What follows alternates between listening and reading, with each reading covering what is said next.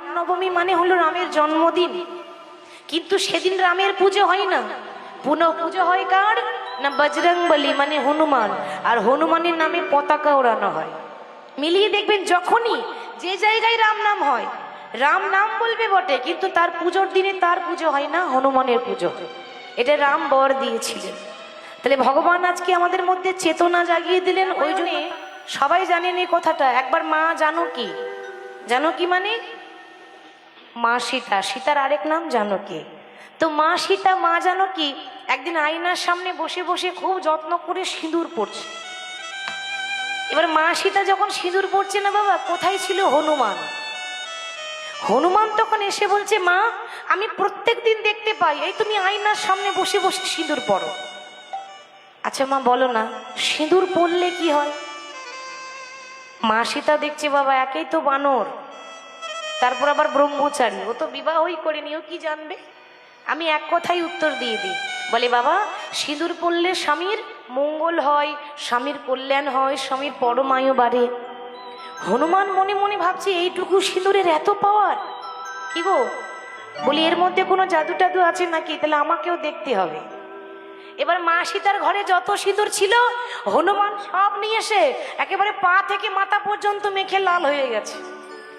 গোটা গায়ে মেখেছে বাবা, একেবারে লাল হয়ে সিংহাসনে বসে আছে।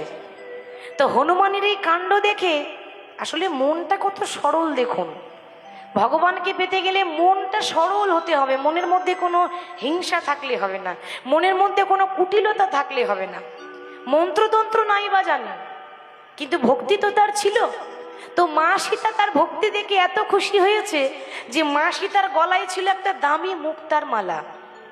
সেই মুক্তার মালাটা খুলে তাড়াতাড়ি হনুমানের গলায় পরিয়ে দিয়েছে। বাবা তোমার ভক্তি দেখে এই মালাটা তোমাকে দিলাম, আজ থেকে তুমি তোমার গলায় ধারণ করবে, তোমাকে দেখতে খুব সুন্দর লাগছে। আর যেই না মালাখানি দিয়েছে, কি গো মায়েরা, বলি একটা বানরের গলায় যদি মুক্তার মালা দেন যত্ন করবে কি বাবা? করবে। কথাতেই তো আছে যে বানরে সপিলে মতি, তার নাই মতিতে মতি, সে তখন অনায়াসে কাটে দন্তে। এবার হনুমানের গলায় যেই না মালা পরিয়ে দিয়েছে, হনুমান মুক্তার মালাটা নিয়ে এক একটা মুক্তা দাঁতে করে কাটছে আর চিবিয়ে চিবিয়ে ফেলছে, দাঁতে করে কাটছে আর চিবিয়ে চিবিয়ে ফেলছে। লক্ষণ বলছে, মা দেখলে তো? ওই তখন থেকে বলছিলাম যে ওকে দিও না, ওকে দিও না। দিলে তো একটা বানরের গলায় মুক্তার মালা, লাখ টাকা দামের মালা, ও কি বুঝলো? আর যেই না এমন কথা বলেছে, হনুমান অমনি বলল, লক্ষণ তুমি আমার বাইরেরটাই দেখলে গো, তুমি আমার ভেতরটা দেখলে না। এ জগতে প্রত্যেকটা মানুষের বাইরেরটা দেখেই ভালো মন্দ বলে চলে যায়, কিন্তু অন্তরটা কেউ দেখে না। মা তুমি হৃদয়টা দেখলে না। এই যে মালাটা আমি দাঁতে করে কেটে ফেলে দিলাম না, এই মালাটা তোমার কাছে লাখ টাকার দাম হতে পারে, কিন্তু আমার কাছে 1 টাকারও দাম নেই। কেন না? যে মালার মধ্যে আমার প্রভুর নাম লেখা থাকে না, যে মালার মধ্যে আমার রাম নামের সুগন্ধ থাকে না, সেই মালাও আমার কাছে কোনো মূল্য থাকে না। আমি যেটুকু করি আমার প্রভুর জন্য, আমার প্রভুই তো সবকিছু। হনুমান তখন এমন যখন কথা বলছে, লক্ষণ তখন বলছে, ও মানে যত বড় মুখ নয় তত বড় কথা। তা বলি এতই যদি তোমার ভক্তি, দেখি তোমার অন্তরটা দেখাও, দেখি কত ভক্তি, একটু আমিও দেখব। তো হনুমান দেখিয়েছিল, দেখায়নি বাবা? কি দেখিয়েছিল? বুকটা চিরে দেখিয়েছিল। দেখতে চাও? তাহলে দেখে নাও, তোমার ভক্তিটা বাইরে আছে, কিন্তু আমি আমার ভক্তিটা আমার হৃদয়ে রেখেছি। সঙ্গে সঙ্গে হৃদয়ে চিরে দেখিয়ে দিল, দেখাই রাম সীতা তার হৃদয় মাঝে, হৃদয় গৌর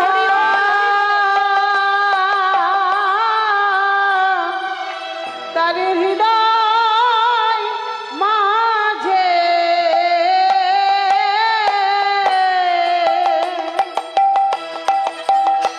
দেখো রাম সীতা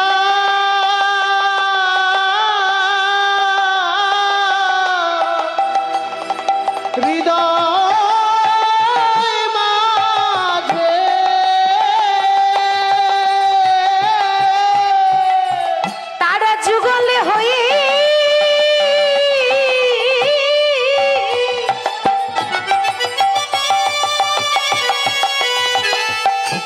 দুজনে দাঁড়াইয়ে আছে, দেখো দেখো দেখাই রাম সীতা তার হৃদয় মাঝে। দেখে যুগল হয়ে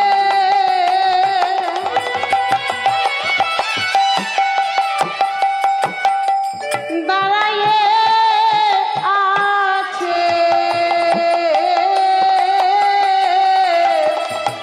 রাম সীতা হৃদয় মাঝে। হনুমানের ভক্তি দেখে রাম সেদিন বর দিয়েছিল, আশীর্বাদ দিয়েছিল, হনুমান আজ থেকে তোমাকে বর দিলাম, এই পৃথিবীতে যখনই রামনবমী হবে তখন সেদিন রামের পুজো হবে না। যেদিন রামনবমী হয়, রামনবমী মানে হলো রামের জন্মদিন, কিন্তু সেদিন রামের পুজো হয় না। পুনঃ পুজো হয় কার না? বজরংবলী মানে হনুমান, আর হনুমানের নামে পতাকা ওড়ানো হয়। মিলিয়ে দেখবেন যখনই যে জায়গায় রাম নাম হয়, রাম নাম বলবে বটে, কিন্তু তার পুজোর দিনে তার পুজো হয় না, হনুমানের পুজো হয়। এটা রাম বর দিয়েছিলেন। তাহলে ভগবান আজকে আমাদের মধ্যে চেতনা জাগিয়ে দিলেন, ওই জন্য তার আরেক নাম হলো চৈতন্য মহাপ্রভু।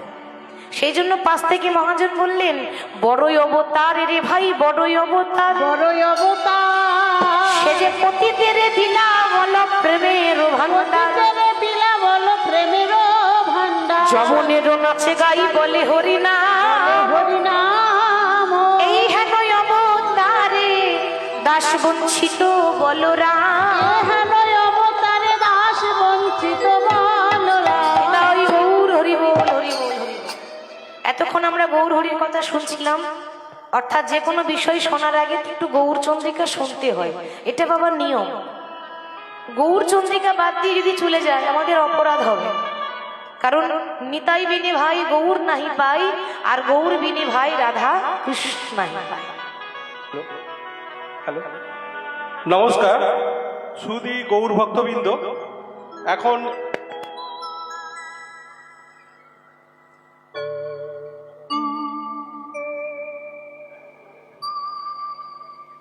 হ্যালো, নমস্কার সুধী গৌর ভক্তবৃন্দ।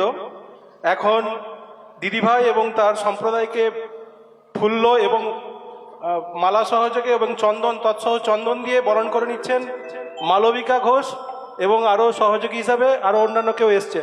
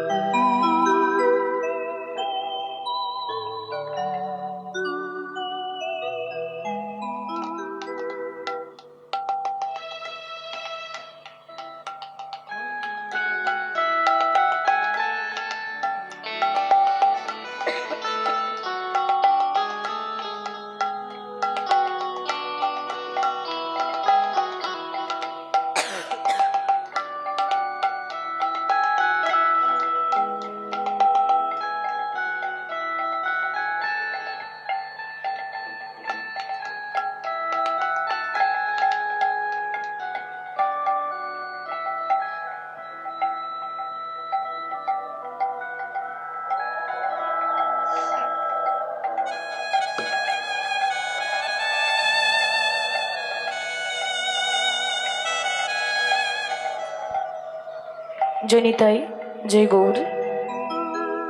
তো আমরা যার কথা আস্বাদন করব তিনি হলেন বিল্লমঙ্গল এবং চিন্তামণির কথা। তো বাবা, এই বিষয়ে কিন্তু অনেকে বলে, অনেকে ধারণা যে নারী হচ্ছে নরকের পথ, তার হাত ধরলে নাকি দিন দিন অবনতি হয়, কিন্তু কথাটা ভুল। নারীর মতো যদি নারী হওয়া যায় তাহলে তার হাত ধরেই কিন্তু ভগবান কৃষ্ণকে পাওয়া যায়। আজকে দেখুন, যে বিল্ল ঠাকুরের কথা বলছি, সে কিন্তু সারা জীবন ভগবানকে ভালোবাসতো না, একমাত্র চিন্তামণি তাকে পথ দেখিয়েছিল, সঠিক পথ দেখিয়েছিল। তো তার জন্ম হয়েছিল কোথায়? দক্ষিণ ভারতে। সাউন্ডটা ঠিক করুন না, তখন থেকে তো ডিস্টার্ব করছে। দক্ষিণ ভারতে কৃষ্ণবেন্না নদীর তীরে কৃষ্ণবেন্না গ্রাম, সেখানে তার জন্ম হয়েছিল।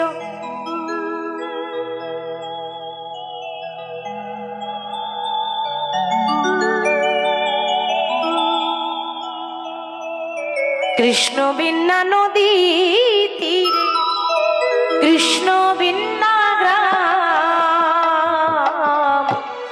কৃষ্ণ বিনা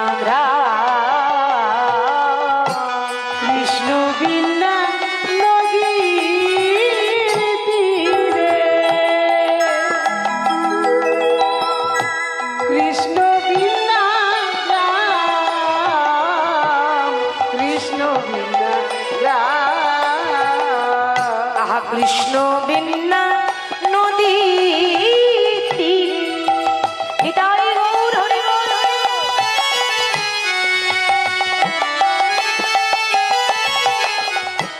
কৃষ্ণ বিনা রাম কৃষ্ণ বিনা রাম কৃষ্ণ বিনা নদীর তীরে কৃষ্ণ বিনা রাম কৃষ্ণ বিনা রাম ওগো তথায়ুজ নমনীল বিল্ল ঠাকুর না কিবা কোথায় জানা দিল বিল্ল ঠাকুর না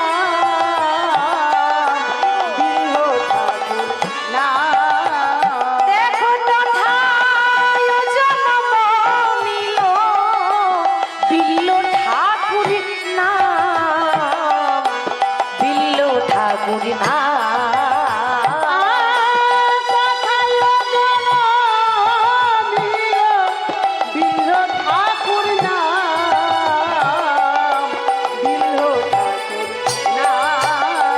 এই ভব মাঝায় জন্ম নিল এই ভব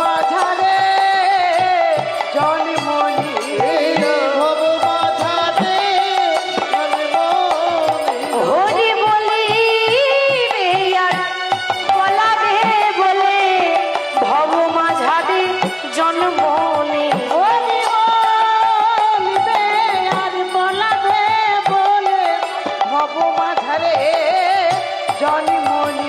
হরি বলি আর বলাবে বলে নিজে কাঁদবে আর কাঁদাবে গো হরি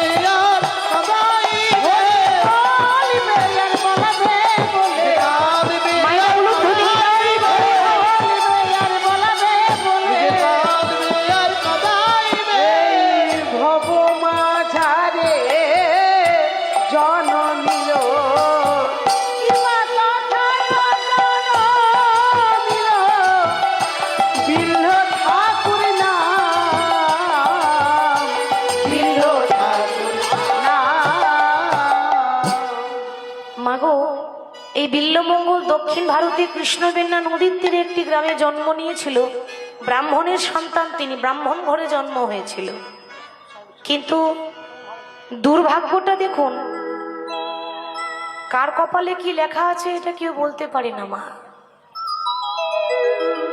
একদিকে বিল্লমঙ্গলের জন্ম হয়েছে, অপরদিকে বিল্লমঙ্গল সে মা হারা হয়েছে। ও মা জন্ম নিয়ে নিজের মায়ের মুখ দেখতে পেল না। ভগবানের কি লীলা দেখুন, বিধির কি বিধান দেখুন। ভগবান নিজের মুখে বলেছে বাবা যে এ জগতে যে করি আমার আশ, আমি তারই করি সর্বনাশ।